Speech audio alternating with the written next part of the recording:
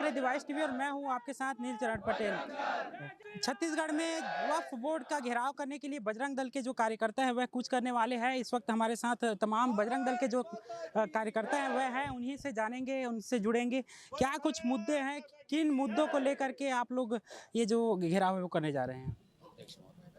ये घेराव जो है हमारा वक्फ बोर्ड आयोग का है।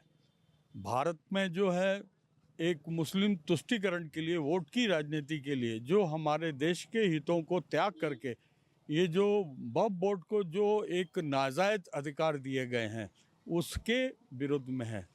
वक्फ बोर्ड में जो वर्तमान समय में जो 2015 में जो उनको अधिकार दिए गए, धारा 34 में, 48 में, 95 में, कि वक्फ का कोई भी जो पदाधिकारी है किसी संपत्ति के लिए सोचेगा भी तो वो वक्फ बोर्ड की हो जाएगी। उनको सिद्ध करने की आवश्यकता नहीं है कि ये वक्फ की ज़मीन है। उन्होंने सोच लिया कि ये वक्फ की ज़मीन है, यानी उनकी हो गई। ये हमारे भारत के जो लोगों के लिए, सभी जाति बिरादरी के लोगों के लिए एक काला कानून है। उनमें जो धारा 85 वक्फ को ये अधिकार देती है कि जो ज़मीन के बारे में उन्होंने सोचा है कि यह वक्फ बोर्ड की है तो उनकी हो गई। अब उनकी ज़मीन नहीं है, ये सिद्ध करने का जो काम है वो उसकी है जो वास्तविक में उस ज़मीन का मालिक है। और वो किसी भी सिविल न्यायालय में, किसी भी न्यायालय में उसको सिद्ध करने नहीं जाएगा। कहाँ जाएगा? जो वक्फ बोर्ड का ही जो एक ट्रिब्यूनल है वहाँ जाके उसको ये सिद्ध करना पड़ेगा। मतलब जो दावा कर रहे हैं उन्हीं को कन्विंस करना है कि ये ज़मीन वक्फ की नहीं है, हमारी है। एक प्रकार का ये एक तरफा कानून है जो 1954 में हुआ, 1965 में जो है ये वक्फ का विस्तार हुआ और 1995 में ये वक्फ को एक संपूर्ण अधिकार दिया गया कि वो जिस ज़मीन को चाहें वो ज़मीन को अपना आधिपत्य जमा सकते हैं, उसके ऊपर कब्जा कर सकते हैं। हमारा आज का विरोध ये उसी काले कानून के लिए है कि देश में वक्फ बोर्ड के जो नियमों का संशोधन होना चाहिए और ऐसा होना चाहिए कि जो सभी समाज के लोगों का, सभी वर्गों का उसमें हित जो है वो रहे, किसी के क्या उसमें अहित ना हो। हमारा इन्हीं विषयों को लेकर है कि जो कांग्रेस सरकार ने मुस्लिम तुष्टीकरण के लिए, वोट के लिए जो हमारे जो हितों की अनदेखी की गई है उसमें पुनः विचार हो और ये नियमों को संशोधन किया जाए और इसको अपनी कानूनी वैधानिक दायरे में जो है लाया जाए कि कोई व्यक्ति अपनी बात को रख सके। अभी हाल ही में वक्फ संशोधन कानून के लिए प्रयास किया गया, इसमें भारी विरोध निकल करके आया है, इसको आप लोग कैसे देखते हैं? देखिए, आज की तारीख में जब आप सूक्ष्मता से देखेंगे तो वक्फ बोर्ड पर कौन बैठे हैं? कुछ ऐसे ज़मीन के भू माफिया या ऐसे लोग बैठे हैं जो क्राइम जगहों को घेर कर वहाँ बैठे हैं। उनके पास में कोई प्रकार का वैधिक वो दस्तावेज नहीं है। वैधिक मतलब कोई भी अपने कानूनी अधिकार उनके पास में नहीं है और वो वहाँ बैठे हैं और वो वहाँ धंधा कर रहे हैं।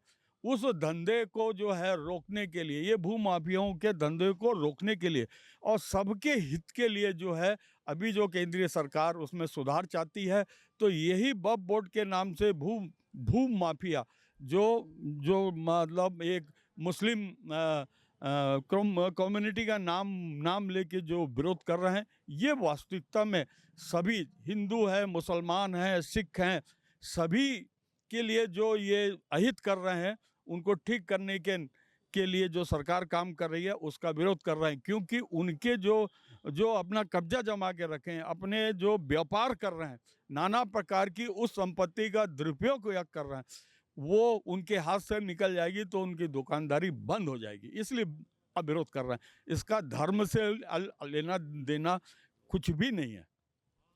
अभी रायपुर में आप लोगों ने जिक्र किया है पुरानी बस्ती का, ये कैसा मामला है? पुरानी बस्ती का मामला तो अभी उनको बुलाए हैं भूमाफिया, वो लोग जो है 60 साल से 70 साल से यहाँ रह रहे हैं और ये तो एक ट्रायल है। यदि नहीं रोका गया तो शहर में और भी ऐसी जो प्राइम लोकेशन में ज़मीनें हैं वहाँ भी ये दावा आएगा। और अभी भी हम वर्तमान में देख रहे हैं कि वक्फ बोर्ड में वक्फ की वही संपत्ति मानी जाती है कि कोई जो इस्लाम को मानने वाला व्यक्ति अपनी संपत्ति जो है ईश्वर के नाम से, अल्लाह के नाम से जो उनको दान देता है, लेकिन उसके ये जो वक्फ बोर्ड की आड़ में क्या कर रहे हैं, सरकारी ज़मीनों को हथिया रहे हैं। जहाँ सार्वजनिक हित के लिए जो है जो ज़मीनें छोड़ी जा रही हैं उस पर आधिपत्य बना रहे हैं और वहाँ अपने लोगों को व्यापार करने के लिए अब बैठा रहे हैं। ये अभी लड़ाई होगी और चलेगा। शहर में ऐसे 50 स्थान हैं जहां इनकी नज़र है, प्राइम लोकेशन में है, जैसे गोल बाजार में है, टिकरापारा में है।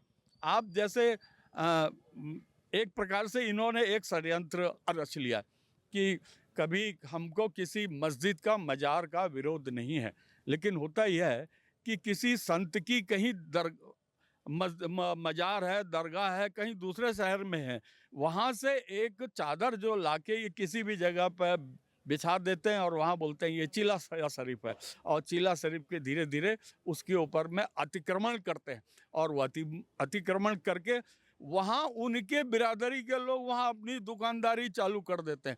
वो संपत्ति कितनी भी जन उपयोग के लिए हो, किसी भी संसाधन के लिए सरकार ने रखी हो, किसी की निजी संपत्ति हो, वो इनकी हो जाती है।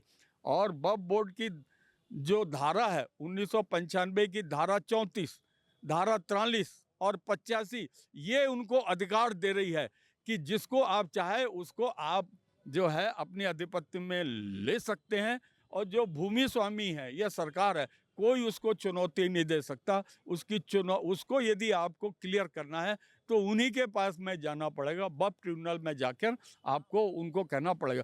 मतलब जो हमारी ज़मीनों को हड़प रहे हैं उन्हीं को जाके हमको याचना करनी पड़ेगी। हमारे लिए कोई संवैधानिक व्यवस्था भी नहीं है। हम सरकार से ये चाहते हैं आज के धरना प्रदर्शन के नाम से कि इस प्रकार के काले कानून में बदलाव होना चाहिए और जो सबके हित के लिए जो बात हो, ऐसी बात निकल के सामने आनी चाहिए। तो ये तमाम कार्यकर्ता है बजरंग दल के जो वक्फ कानून में संशोधन को लेकर के उनमें परिवर्तन हो सके, इसके मांगों को लेकर के आज वक्फ बोर्ड जो ऑफिस है उसके ओर कूच कर रहे हैं। कैमरा पर्सन नागेश्वर के साथ द वॉइस टीवी के लिए नीलचरण पटेल, रायपुर से।